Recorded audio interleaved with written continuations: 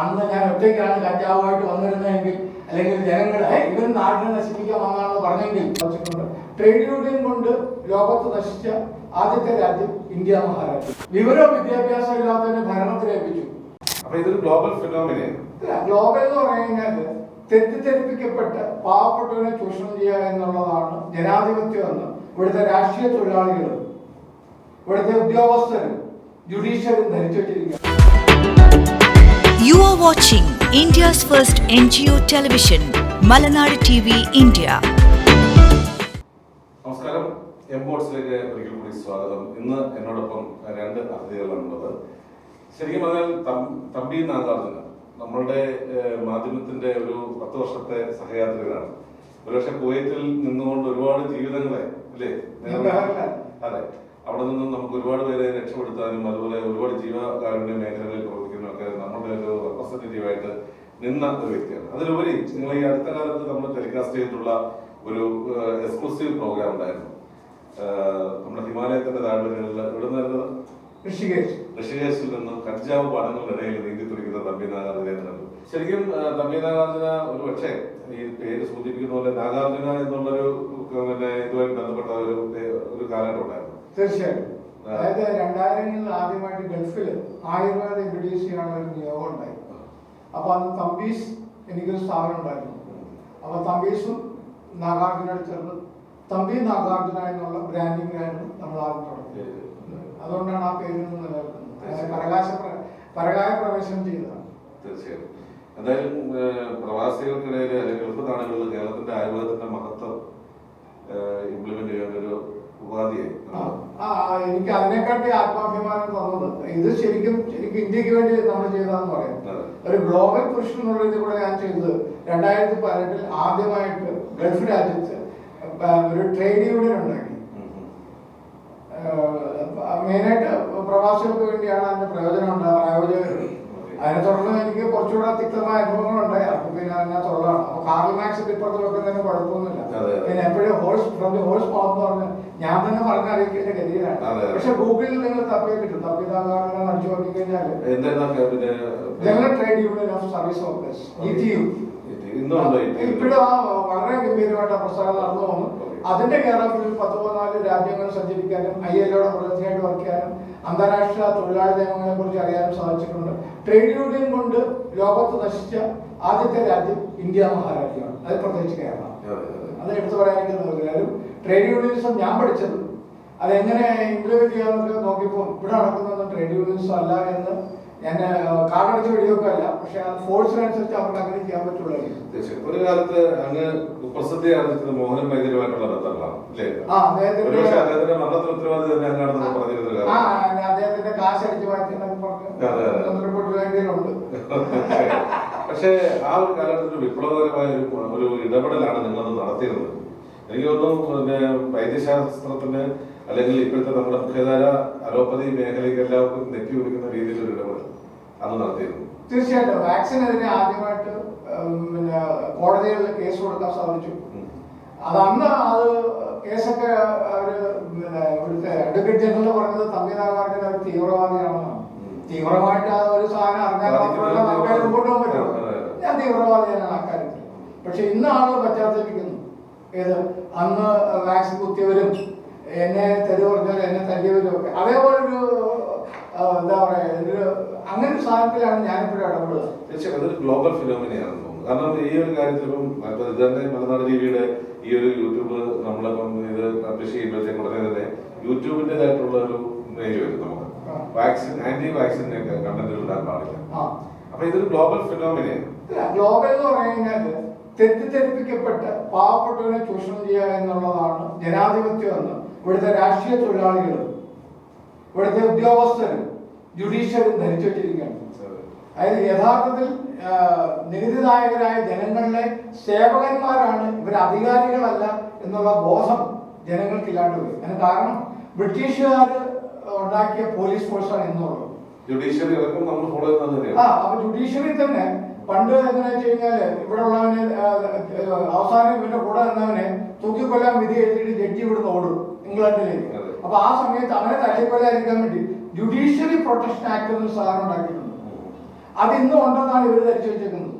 ശരിക്കും സ്വാതന്ത്ര്യം കിട്ടിയിട്ട് അന്ന് അതുവരെയുള്ള എല്ലാ നിയമങ്ങളും നള്ളിഫൈ ചെയ്തത് ആ ബോധം പോലും ഞങ്ങൾക്കില്ല. അപ്പൊ പ്രാഥമികമായിട്ട് ചെയ്യേണ്ടത് ഇപ്പൊ ഒരു ഫോഴ്സ് പോകുമ്പോൾ നമ്മൾ അതിൽ നോക്കി പുച്ഛിച്ചിട്ടോ അല്ലെങ്കിൽ അവരെ കുറ്റപ്പെടുത്തിയിട്ടോ കാര്യമില്ല. അതിനെ നമുക്ക് എങ്ങനെ മാനേജ്മെന്റ് ആക്കാന്നുള്ളതാണ് പഠിക്കുന്നത്. സത്യത്തിൽ രാജ്യത്തെ പ്രജകൾക്ക് സ്വാതന്ത്ര്യം കിട്ടിയിട്ടുണ്ടോ? ഇല്ല. ഞാനിത് ആദ്യം പോലെ പറഞ്ഞത് 78 വർഷമായിട്ട് രാഷ്ട്രീയ തൊഴിലാളികൾ അവരവരുടെ കുടുംബം എങ്ങനെയാണ് അത് നിങ്ങളത് അറിയേണ്ടത്. രാഷ്ട്രീയത്തിൽ ഇറങ്ങി ആരും ഇതുവരെ അകത്തുവച്ചിട്ടില്ല. അവരുടെ സന്താന പരമ്പരകളും രക്ഷപ്പെട്ടിട്ടുണ്ട്. പക്ഷേ രാഷ്ട്രീയത്തിന് വേണ്ടി വേലുകൊള്ളിയോ ജീവിതം നശിക്കുകയോ ചെയ്തിട്ടുള്ളവരൊക്കെ നായനാക്കി പോയി. അപ്പൊ അത് മാറണമെന്നുണ്ടെങ്കിൽ ഭരണഘടനയെ കുറിച്ചെങ്കിലും അത്യാവശ്യം നമുക്ക് സ്കൂൾ തലത്തിൽ പഠിപ്പിച്ചു തുടങ്ങണം. അതായത് ആർട്ടിക്കിൾ 20 കൃത്യമായിട്ട് പറയുന്നുണ്ട്, നീ എന്തെങ്കിലും ഒരു പ്രതിസന്ധിയിലോ ഒരു കുറ്റകൃത്യം ചെയ്തു എന്നിരിക്കട്ടെ, അതിന്റെ തെളിവ് വരുന്ന ഉദ്യോഗസ്ഥനോട് പറയാനുള്ള യാതൊരു ബാധ്യതയും നിനക്കില്ല എന്ന് പറഞ്ഞു കഴിഞ്ഞാൽ നിന്നെ തല്ലി പറയിപ്പിക്കുക എന്നുള്ളതല്ല എൻ്റെ അർത്ഥം. അതായത് ക്രിമിനൽ ഓർഗനൈസർ ഗുണ്ടാസിനെ കൊണ്ട് പണപ്പിരിവ് നടത്തുക, ബാക്കി കാര്യങ്ങൾ അടിച്ചമർത്തുക, ഇതിനുവേണ്ടിയാണ് ഇവിടുത്തെ പോലീസിങ്ങും മറ്റുള്ള സംവിധാനം ഉപയോഗിക്കുന്നത്. കാര്യം ജനങ്ങൾ ആ രീതി ഇവിടെ ടേംഡാണ്. ഉദാഹരണം, കഴിഞ്ഞ ആഴ്ച അടുത്ത കാലത്ത് തൃശ്ശൂരിലെ കുറെ ഗുണ്ടകള് പോലീസുകാരെ തല്ലിയായിരുന്നു. അപ്പം ധീരമായിട്ടൊരു പോലീസ് ഓഫീസർ അവിടെ നിന്ന് പറഞ്ഞു കേട്ടു, ഗുണ്ടകളുടെ പണി ചെയ്തു, പോലീസിന്റെ പണി ചെയ്യുന്നു. ഗുണ്ട പണി ചെയ്യാനല്ല പോലീസ്, അവന്മാരെ കൊണ്ടുവന്ന് അറസ്റ്റ് ചെയ്തോ ലീഗലി ബലം പ്രയോഗിച്ചോ കൊണ്ടുവന്നിട്ട് അവരെ ബോധവൽക്കരണമാണ് നടത്തുന്നത്. ഒരു കൊല ചെയ്തവന് ശരിക്കും പറയാൻ ജയിലെന്നൊരു സാധനം പോലും ഇപ്പൊ ഇല്ല. ഇതനുസരിച്ച് UN കോൺട്രാക്ട് അനുസരിച്ച് യുണൈറ്റഡ് നേഷൻസിന്റെ ആർട്ടിക്കിൾ അനുസരിച്ച് ട്രാൻസ്ഫോർമേഷൻ സെന്ററാണ്. ജയിലുണ്ടാക്കി ബ്രിട്ടീഷുകാരനാണ് അവനെ അടിമയാക്കിയിട്ട് ടോർച്ചർ ചെയ്ത് കൊല്ലാൻ വേണ്ടി ഉണ്ടാക്കിയതാണ് ജയിൽ. ഇന്ന് ജയിലെന്ന് പോലും എഴുതാൻ പാടില്ല. അപ്പൊ വളരെയേറെ നമ്മൾ പുരോഗതിയിലേക്ക് വരണം. അപ്പൊ ഇവിടെ ഇപ്പൊ ആളുകൾ നിന്റെ ഫോൺ പിടിച്ചെടുക്കുക അല്ലെങ്കിൽ താക്കോൽ വിളിക്കുക, ഈ ഗുണ്ടായൊക്കെ അവന്റെ സർവീസ് പോകും. കാര്യം അവൻ ലൂട്ടിംഗ് ആണ് നടത്തുന്നത്. അത് വിത്ത് എവിഡൻസ്. ഇപ്പൊ പുതിയ നിയമം അനുസരിച്ചാണെങ്കിൽ ഭാരതനായ BNYS അനുസരിച്ച് പ്രൊട്ടക്ഷൻ ഉണ്ട് പൊതുജനങ്ങൾക്ക്. അങ്ങനെ ആവാസനം കാണിക്കുന്ന പോലീസ് ഉദ്യോഗസ്ഥരോ വെഹിക്കിളോ ഉണ്ടെങ്കിൽ അവർക്കെതിരെ കൃത്യമായിട്ട് കേസ് കൊടുത്തു കഴിഞ്ഞാൽ പെൻഷൻ വാങ്ങില്ല. പക്ഷെ അത് ജനങ്ങൾക്ക് ആ ബോധം ഉണ്ടാവണം. അതിനുവേണ്ടിയാണ് നമ്മൾ ശ്രമിക്കുന്നത്. അപ്പൊ അതിനെക്കാട്ടി വലിയൊരു രംഗത്താണ് ഇപ്പൊ ഞാനുള്ളത്. കാര്യം ഇതുവരെ ചെയ്തത് ആരോഗ്യ സംരക്ഷണമായിരുന്നു അല്ലെങ്കിൽ ദ്രോഹമാണെങ്കിൽ കോർപ്പറേറ്റുകളോട് എങ്ങനെ തടിച്ചു വളരുന്നു എന്നുള്ളതിനെ കുറിച്ചുള്ള ഒരു ഗഹനമായ സ്റ്റഡി നടത്തിയപ്പോൾ നമ്മുടെ മൂല്യവത്തായ പല ഔഷധങ്ങളും ഇവര് ചവിട്ടി തേച്ചിട്ട് ബാക്ടേജ് ചെയ്ത് അവരുടെ പേരിലേക്ക് മാറ്റിയതായിട്ട് കണ്ടെത്താൻ സാധിച്ചിട്ടുണ്ട്. കാര്യം ലോകം ഇന്നും ഭരിക്കുന്നത് 3 ചെടികളാണ്. നിങ്ങൾക്ക് വിശ്വസിക്കാൻ പറ്റില്ല. ഈ അമേരിക്കക്കാരൻ റോക്കറ്റ് വിടുന്നതും ഇസ്രായേലുകാരൻ തിരിച്ച് ഡൈനാമിക് ഒട്ടിക്കുന്നതും അതിന്റെ രണ്ടിലും പ്രതിയോഗമായിട്ട് ഭാരത് ഇതൊക്കെ ചെയ്യുന്നത് 3 ചെടികൾ സംരക്ഷിക്കാൻ വേണ്ടിയും അതിന്റെ ഫലം ഊറ്റി കുടിക്കാൻ വേണ്ടിയാണ്. അത് പറയാൻ പറ്റും കേരളം? ഞാൻ തന്നെ പറയേണ്ടി വരും. കൊക്കൈൻ കേട്ടിട്ടുണ്ടോ? അടുത്തത് കനാബിസ് അല്ലെ ഗഞ്ചാവ്. ഇന്നൊരു കേസിൽ പാവപ്പെട്ടവനെ പിടിച്ചപ്പോൾ അവൻ എക്സൈസ് എന്ന് പറഞ്ഞിട്ട് അങ്ങനെ ഈ ഗഞ്ചായാണല്ലോ പ്രശ്നമെന്ന്. എത്രയോ ആളുകൾ ക്യാൻസർ വന്നവന്റെ ജീവൻ സംരക്ഷിക്കുന്നതാണെന്ന്. വേറെ ഉള്ളത് ഓപ്പിയം. ഈ 3 ചെടികളാണ് ലോകത്തിനെ മുന്നോട്ട് നയിക്കുന്നതും അതിന്റെ കപടത മനസ്സിലാക്കി അതിനെ എങ്ങനെ ചൂഷണം ചെയ്യാമെന്ന് ബ്രിട്ടീഷുകാരെ മനസ്സിലാക്കിയിട്ട് നമ്മളെ അടിമകളാക്കി. പിന്നെ ഇതുകൊണ്ട് ഒരാൾ രക്ഷപ്പെട്ടിട്ടുണ്ട്. ഇവിടെ ടാറ്റയുടെ മൂലധനം എന്ന് പറയുന്നത് എന്റെ ഭാഷ കൂടെ പറഞ്ഞു കഴിഞ്ഞാൽ ബ്രിട്ടീഷുകാരന് വേണ്ടി ഇത് കൂട്ടിക്കൊടുത്തുണ്ടാക്കിയതാണ് ടാറ്റയുടെ മൂലധനം. നിങ്ങൾക്ക് അത് അറിയണമെങ്കിൽ ലഗാൻ എന്ന് പറഞ്ഞൊരു സിനിമയുണ്ട്, അതിൽ കൃത്യമായിട്ട് ഇത് കാണിക്കുന്നുണ്ട്. ആ പാർട്ട് നിങ്ങൾ കണ്ട മനസ്സിലാവും. ചൈനക്കാരെ യുദ്ധത്തിൽ നശിപ്പിക്കാൻ വേണ്ടി അവിടുത്തെ ചൈനീസ് പട്ടാളക്കാർക്ക് ഫ്രീ ആയിട്ട് ചരസും ഇത് ഓപ്പിയവും അതായത് മോർഫിനും വിതരണം ചെയ്ത് അവരെ നശിപ്പിക്കാൻ വേണ്ടിയാണ് ഇത് കണ്ടെത്തിയത്. പക്ഷേ ഇതിനെല്ലാം നല്ല വശങ്ങളുണ്ട്. ആറ്റം ബോംബ് കണ്ടുപിടിച്ചത് ലോകത്തെ നശിപ്പിക്കാനല്ല, ഇവിടുത്തെ വലിയ പാറകൾ പൊട്ടിച്ച് എങ്ങനെ ഡൈനാമിക്സ് ഉണ്ടാക്കാവുന്നത്, അതല്ലെന്നുണ്ടെങ്കിൽ റോക്കറ്റ് വിക്ഷേപിക്കാനുള്ള. അപ്പൊ ഒരു കത്തിക്ക് 2 വശമുണ്ട്. അപ്പൊ ഈ കത്തി ഉണ്ടാക്കി എന്ന് പറഞ്ഞുകൊണ്ട് ഇതിനെ പാടെ നിഷേധിക്കേണ്ട കാര്യമില്ല. സപ്രഷനാണ് ഇവന്മാർ ചെയ്തത്. അത് അതേപോലെ തന്നെ ഇന്നും ഇവിടുത്തെ ഉദ്യോഗസ്ഥന്മാർ ചെയ്തു. കാര്യം വെച്ചാൽ വിവരവും വിദ്യാഭ്യാസം ഇല്ലാത്തതിനെ ഭരണത്തിൽ ഏൽപ്പിച്ചു. അപ്പൊ ഇവര് പറയുന്നത് കേൾക്കാതെ ഈ ഉദ്യോഗസ്ഥർ പറയുന്നത് കേൾക്കാണ്ട് ഇവന് അവിടെ ഇരിക്കാൻ പറ്റത്തില്ല. കാര്യം ഒപ്പിടണമെങ്കിലോ കൈതണമെങ്കിലോ ഇവൻ കൊണ്ട് കൊടുക്കുന്നതാണല്ലോ, അല്ലെങ്കിൽ അവനും ഭാര്യയെ തീരുമാനം അറിയാവുന്ന കാരണം ഇന്നലെ വരെ സാറെന്ന് വിളിച്ച ഒരു IAS ഓഫീസറിന്റെ മുന്നിൽ ഞാനിന്ന് മന്ത്രിയാന്ന് പറഞ്ഞിട്ട് വല്ല കാര്യമുള്ളൂ. അപ്പൊ ആ ഒരു ഗതികേട് മാറണമെങ്കിൽ ജനങ്ങൾ ബോധവൽക്കരണമാണ്. ജനങ്ങൾക്ക് ബോധം ഉണ്ടാവണമെങ്കിൽ അവനവന്റെ അവകാശങ്ങളെ കുറിച്ച്, ഫണ്ടമെന്റൽ റൈറ്റ്സിനെ കുറിച്ചൊക്കെ പുസ്തകങ്ങളും കൂടെ വിദ്യാഭ്യാസത്തിൽ കൂടെ നേടണം. അതിന് പല ഉദാഹരണങ്ങൾ, ഒരു ഉദാഹരണം പറയാം. ഏറ്റവും കൂടുതൽ മെക്കാനിക്കൽ എഞ്ചിനീയേഴ്സ് പാസ്സായിരിക്കുന്നത് കേരളത്തിലാണ്, അല്ലേ? ഒരു 30% എഞ്ചിനീയേഴ്സ്. ഏതെങ്കിലും ഒരുത്തം കയറി ഒരു വാഹനം ഓൾട്ടറേറ്റ് ചെയ്യാൻ പറ്റുമോ?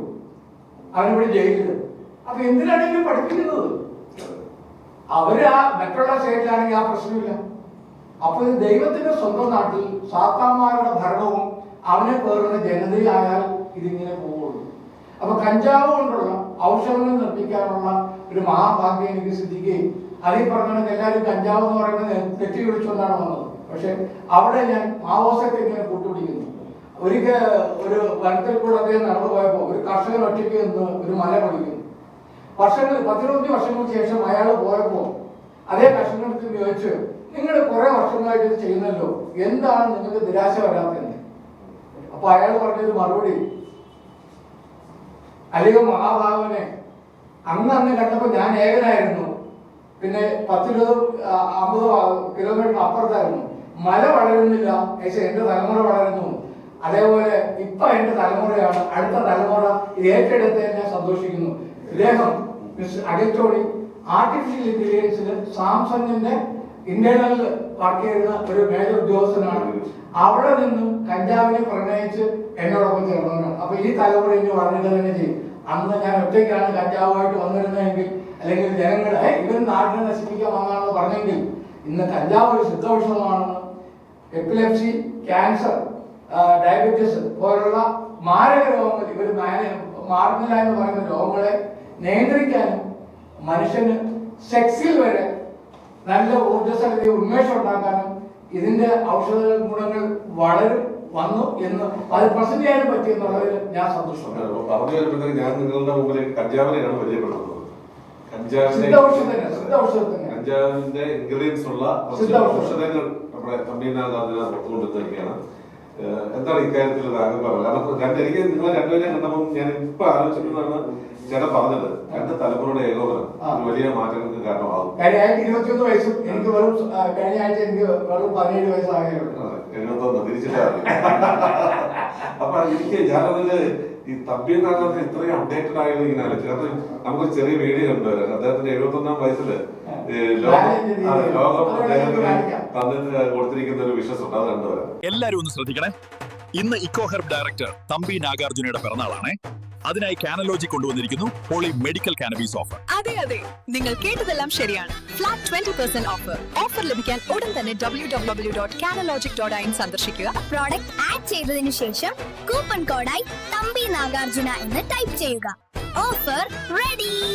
ഈ പ്രത്യേക ഓഫർ ലഭിക്കുക ജൂലൈ 4-നും 5-നും മാത്രം. ആരും മറക്കല്ലേ. Happy birthday Thampi Nagarjuna. അപ്പൊ എന്റെ ബർത്ത്ഡേ ആശംസകൾ നിങ്ങൾ കണ്ടെങ്കിൽ കുറച്ച് നാളും കൂടെ ഞങ്ങൾ 20% ഡിസ്കൗണ്ട് നമ്മുടെ ഇത് കാണുന്ന കസ്റ്റമേഴ്സിന് കൊടുക്കും. അപ്പൊ അവരൊന്ന് എഴുതണം, അതിനകത്ത് റൈറ്റപ്പ് എഴുതുമ്പോ മലനാട് ടിവിയുടെ ആണോ. കാരണം ഇപ്പൊ ബർത്ത്ഡേ മാത്രമല്ല, നമ്മളുടെ മലനാട് അറിയാലോ, മലനാടിന് ഒരുപാട് സോഷ്യൽ ആക്ടിവിസ്റ്റുകളാണ് മലനാട് ടിവിയുടെ ഫോളോവേഴ്സും പ്രേക്ഷകരും. അതെ, അപ്പൊ അവർക്ക് ഈ പറയുന്ന ഉൽപ്പന്നങ്ങൾ എത്തിക്കാൻ ഞങ്ങൾ തന്നെ ഒരു ആപ്ലിക്കേഷൻ തയ്യാറാക്കിയിട്ടുണ്ട്. ബിലോ MRP ലെവലിൽ നമ്മളുടെ ആ ഒരു വിഹിതം കൂടെ കുറച്ചിട്ട് നമുക്ക് ഡിസ്ട്രിബ്യൂട്ട് ചെയ്യാൻ പറ്റും. ഞങ്ങൾക്കിപ്പോ ഒരു നല്ലൊരു MNTV CJ എന്ന് പറഞ്ഞ 1030 ഗ്രൂപ്പുണ്ട്. അതിൽ 1000 പേര് വെച്ച് 10 ലക്ഷം പേരിലേക്ക് എത്തിക്കൊണ്ടിരിക്കുന്നു. അപ്പൊ അത് വന്നു കഴിയുമ്പോൾ നമ്മൾ ആപ്ലിക്കേഷൻ അവരിലേക്ക് ഇംപ്ലിമെന്റ് ചെയ്യും. ഇതേപോലെ യാതൊരു പാർശ്വഫലവും ഇല്ലാത്ത ജനങ്ങൾക്കും മനുഷ്യനും മനസ്സിനും ആരോഗ്യത്തിനും പിന്നെ മാനസിക ശാരീരികമായിട്ടുള്ള ആരോഗ്യത്തിനും എപ്പിലെപ്സി അഥവാ ചുഴലി എന്നൊരു അസുഖത്തിന് അതിന് ഇതല്ലാണ്ട് ഒരു മരുന്ന് ലോകത്തില്ല. ഈ മരുന്ന് FDA അപ്രൂവ് ചെയ്തിട്ടുണ്ട് അവരുടെ രാജ്യത്ത്. പക്ഷെ ഇന്ത്യ രാജ്യത്ത് ഇതുവരെ ഇപ്പോഴാണ് CBD. ഇതൊക്കെ നമ്മുടെ എഴുതിയിരിക്കുന്ന എല്ലാം ആയുഷ് അപ്രൂവ് ആണ്. അല്ല ഈ പറഞ്ഞ ചുഴലി രോഗം ഒരു കാലത്ത് Epilepsy എന്ന് പറയും. അതെ എപ്പോഴും ഒരുപാട് മരിച്ചു പോകാറുണ്ട്. വെള്ളത്തിലൊക്കെ വെച്ച് ചുഴലി ഒന്നും ചെയ്യാൻ പറ്റില്ല. പിന്നെ നമുക്ക് ഈ പറഞ്ഞാൽ അതിനൊരു പരിഹാരം എന്ന് പറഞ്ഞാൽ ഇരുമ്പ് വായിൽ വെച്ച് കൊടുക്കുക എന്നുള്ളത് സയന്റിഫിക് അല്ല. ഇത് ന്യൂറോൺ സംബന്ധമായ അസുഖമാണ്. അതിന്റെ ഫിക്സ് എന്നാണ് അതിന്റെ പേര്. ഫിക്സ് കണ്ടമാനം ആളുകൾ കല്യാണം കഴിക്കാതെ കുട്ടികൾ, അതായത് പെൺകുട്ടികൾക്ക് ഫിക്സ് വന്നു കഴിഞ്ഞാൽ കല്യാണം കഴിച്ചു കഴിഞ്ഞാൽ നാളെ ഇത് വന്നു കഴിഞ്ഞാൽ ഡൈവേഴ്സ്. അത്തരം കുട്ടികളുടെ ജീവിതം തീർച്ചയായിട്ടും CBD ഇത് കഴിച്ചാൽ അവർക്ക് തന്നെ പ്രയോജനമാണ്. പിന്നെ നമ്മൾ എല്ലാം CBD ഓയിൽ ഒരു ബോട്ടിൽ എന്താ പറയുന്നത്? അതിന് ഒരു കാര്യം പറഞ്ഞുതരാം. ഇപ്പൊ നമ്മുടെ മരുന്നെല്ലാം വളരെ കോസ്റ്റ്ലിയാണ്. കാര്യം റിസർച്ച് ആൻഡ് ഡെവലപ്മെന്റ്സ് അലോപ്പതിക്കൊപ്പം തത്തുല്യമായിട്ട് നടത്തണമെന്ന് നിഷ്കർഷ അന്താരാഷ്ട്ര ലെവലിൽ വന്ന കാരണം നമുക്ക് അതിനൊക്കെ ഒരു മരുന്നിന്റെ ഒരു ഡെവലപ്മെന്റ് ചെയ്യണമെങ്കിൽ 5 ലക്ഷം രൂപ മുതൽ 25 ലക്ഷം രൂപ വരെ R&D കൊടുക്കുന്നുണ്ട്. ആ ഒരു കാരണം കൊണ്ട് കുറച്ച് വില കൂടുതലാണ്. എങ്കിലും അവരുടെ അസുഖം കണക്കൂട്ടുമ്പോൾ അതൊരു വിലയായിട്ട് കണക്കൂട്ടുന്നതായിരുന്നു. കാര്യം ഏതെങ്കിലും ഒരു അലോപ്പതി ഹോസ്പിറ്റലിൽ പോയിട്ട് ഇവര് പെർമനന്റ് ആയിട്ട് സപ്രസ് ചെയ്യുന്ന മരുന്ന് കഴിക്കണമെങ്കിലും അവർ പെർമനന്റ് ആയിട്ട് ലൈഫ് ലോങ് കഴിക്കണം. ഇതൊക്കെ എന്ന് പറഞ്ഞാൽ കഷ്ടിച്ച് 1-2 കൊല്ലം കൊണ്ട് തന്നെ അവർക്ക് മാനേജ് ചെയ്ത് അതിൽ നിന്ന് കംപ്ലീറ്റ് അത് ഇത് ഈ ഷെഡ്യൂൾഡ് E1 മെഡിസിൻ ആണ്. അപ്പൊ ഇതിന് ഡോക്ടേഴ്സിനെ കണ്ടിട്ട് ആയുഷ് ഡോക്ടേഴ്സ് അവർ ഈ രോഗിയെ കൂടെ തീരുമാനിച്ചത് നമുക്ക് ഒരു സ്റ്റാൻഡേർഡ് ഒരിക്കലും പറയാൻ പറ്റില്ല. അതേപോലെ തന്നെയാണ് ഈ മദനകാമേശ്വരിയിലേക്ക്. മദനകാമേശ്വരിയിലേക്ക് എന്ന് കേൾക്കുമ്പോൾ പെട്ടെന്ന് ആൾക്ക് തോന്നും വയാഗ്ര അല്ല. ഇത് നിങ്ങളുടെ മെറ്റബോളിസം കറക്റ്റ് ചെയ്യും. കാര്യം നമ്മളെല്ലാം അൾട്ടിമേറ്റ് ജീവിക്കുന്നത് എന്തിനാണെന്ന് അറിയുള്ളൂ, ആനന്ദത്തിന് വേണ്ടിയാണ്. അപ്പൊ ആനന്ദം സാധാരണക്കാരന് അങ്ങേയറ്റുള്ള ഒരു സെക്സിൽ മാത്രമേ ഉള്ളൂ. കാര്യം ബാക്കിയൊക്കെ കോസ്റ്റ്ലിയാണ്. ഒന്ന് നല്ലൊരു ഉൽപ്പന്നം വാങ്ങണമെങ്കിൽ നല്ലൊരു എമൗണ്ട് വരും. ഇതാകുമ്പോൾ സ്വന്തം വീട്ടിലെ ഭാര്യ അല്ലെങ്കിൽ ഏതെങ്കിലും ഒരു ചായക്കടയിലായാലും ചായ കുടിക്കുന്ന ലാഘവത്തോടെ EMS എന്ന് പറയും, ഈറ്റിംഗ് മേറ്റിംഗ് സ്ലീപ്പിംഗ് കറക്റ്റ് കഴിഞ്ഞാൽ ജീവിതം സ്വർഗമായിട്ട്. അപ്പൊ അതിന് ഏറ്റവും പറ്റിയൊരു സിദ്ധ ഔഷധമാണ് മദനകാമേശ്വരി ലേഹം. ഇതൊരു 3 മാസം കഴിച്ചു കഴിഞ്ഞാൽ നമ്മുടെ മെറ്റബോളിസം സിസ്റ്റം കറക്റ്റ് ആവും. അതിന് ഉദാഹരണം കണ്ടമാനം അലോപ്പതിക് മരുന്ന്. ഇപ്പൊ നമ്മൾ എന്ത് രോഗം വന്നു കഴിഞ്ഞാൽ അവിടെ മരുന്ന് കഴിക്കുകയാണ്. അതിനെ കഴിച്ച് നമ്മുടെ ഉള്ളില് ഗട്ട് ബാക്ടീരിയ ഇല്ല. കാര്യം ഇതിനകത്ത് ഉളിയും കൊട്ടുകയും ആരും ഇരിക്കില്ല ഈ ചെല്ലുന്ന ആഹാരം ദഹിപ്പിക്കാൻ. ഒരു pH 2- സ്റ്റൊമക്കിൽ ഹൈഡ്രോക്ലോറിക് ആസിഡ് ഉണ്ട്. അത് കഴിഞ്ഞാൽ ആൽക്കലിറ്റി ഉണ്ട്. പിന്നെ ബാക്ടീരിയസ് ആണ് ഇതിനെ ഡിസിൻറ്റിഗ്രേറ്റ് ചെയ്തിട്ട് നമ്മുടെ ശരീരത്തിൽ ആഗിരണം ചെയ്യാൻ പാകത്തിലാകുന്നത്. ഗട്ട് ബാക്ടീരിയ ഇല്ലാത്ത കാരണം കംപ്ലീറ്റ് ഗ്യാസിന്റെ അസുഖം വരികയാണ്. അതിൽ നിന്നെല്ലാം മോചനം കിട്ടും, നല്ല ഉത്തേജനം ഉണ്ടാകും. അതാണ് അതിന്റെ എക്സാക്ട്. അത് സെക്സ് എന്ന് പറയുന്നത് ഒരു പാർട്ട് മാത്രമാണ്. എല്ലാവർക്കും കഴിക്കാം. അതിന്റെ ഡോസേജ് വേരിയേഷൻസ് വരും. You are watching India's first NGO television, Malanadu TV India.